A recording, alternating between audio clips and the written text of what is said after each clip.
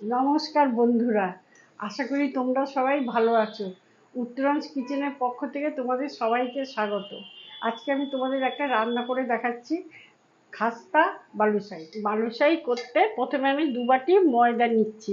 একটু চেলে নেব ময়দাটা, কারণ ময়দার মধ্যে অনেক সময় নোংরা টোংরা থাকে, আবার ডেলাও থাকে। এবারে এর মধ্যে 1 চামচ বেকিং পাউডার দিলাম। এবার আমি চেলে নিচ্ছি। এবার এর মধ্যে সামান্য নুন দিলাম। এখানে 50 গ্রামের থেকে একটু বেশি 60 গ্রামের মতো গাওয়া ঘি এর মধ্যে আমি দিচ্ছি।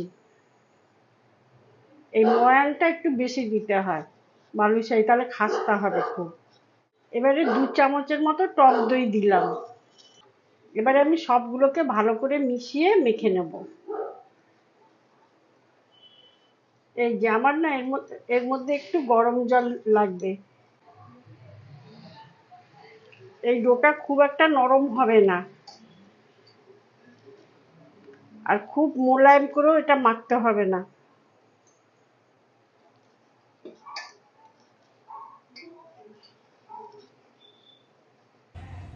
এই দেখো আমার মাখা হয়ে গেল, ঠিক এরকম একটা ডোয়ের মতো হবে। এবার আমি 5 মিনিটের জন্য ঢেকে রাখছি। 5 মিনিট হয়ে গেছে, এখন আমি ঢাকনাটা খুলে তোমাদের দেখাচ্ছি। এবারে আমি ময়দাটা এরকম লম্বা করে নিলাম। এবারে এরকম তোমরা যে যেরকম সাইজ করবে সেরকম এরকম লেচি কেটে নেবে। এই দেখো আমার সব কটা লেচি কাটা হয়ে গেছে। এবার আমি হাতে এরকম করে গোল করে নেবো, এরকমভাবে করে নেবো। এই যে এবার এইখানে রেখে এই আঙুল দিয়ে এরকম একটা চাপ দিয়ে নেবো। এই যে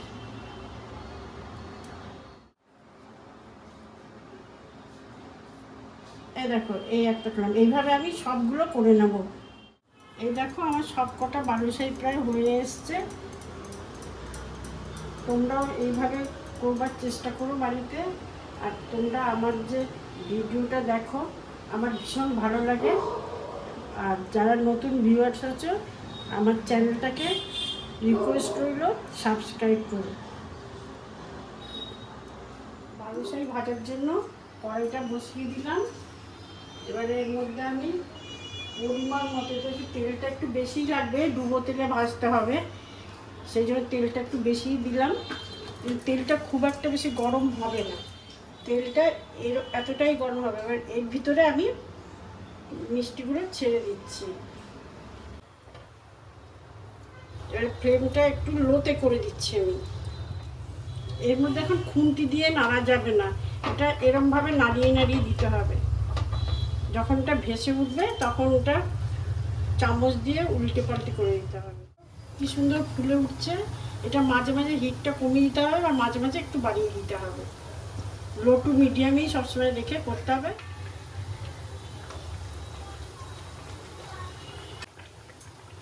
ভাজাটা এরকম লাল লাল হবে আর খাস্তা হবে। এটা আমি খাস্তা বালুশাহি করছি। এগুলো আমার ভাজা হয়ে গেছে। এবার এখন আমি এগুলো তুলে নিচ্ছি। এবার সাইডে আমি চিনির শিরাটা করে নেব। এর জন্য এই 2 বাটি চিনি দিলাম, আর 1 বাটি আমি জল দিচ্ছি। এখন অনেকেই মিষ্টি খাওয়া পছন্দ করেন না, ওই জন্য এটা আমি হালকাই করবো মিষ্টি। এবারে এর মধ্যে সামান্য একটু ঘি দিলাম। এই ঘিটা দেওয়ার জন্য এই মিষ্টিগুলো দিয়ে ঘিয়ের একটা সুন্দর গন্ধ আসবে। আগে থেকে গরম জলে একটু জাফরান ভিজিয়ে রেখেছিলাম, সেটা একটু দিয়ে দিলাম যাতে রঙটা সুন্দর হয়। শিরাটা আমার এখন হয়ে এসছে। এই যে এরকম চিটচিটে হবে, এটা একটা দুটো হবে না, এরকম চিটচিটে মতো হবে। এবারে এর মধ্যে আমি সামান্য গোলাপ জল দিয়ে দিলাম। এ দেখো আমার সবগুলো ভাজা হয়ে গেছে। এবার একটু ঠান্ডা হবে এটা, তারপরে আমি চিনির শিরা এটা দেবো। যেহেতু এটা আমি খাস্তা করছি সেই জন্য একটু ঠান্ডা করে নিয়ে ওটা 2 মিনিট রেখে তুলে নেবো। বালুশাহিগুলো এখন হালকা ঠান্ডা রয়েছে, আর চিনির শিরাটাও হালকা ঠান্ডা রয়েছে। এবার এর মধ্যে এগুলো দিয়ে দিচ্ছি। এরকম করে আমি 2 মিনিটের মতো রাখবো, তারপর তুলে নেবো।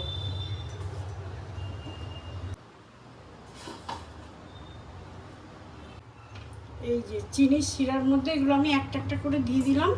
এটা মিনিট 2 রাখবো আমি।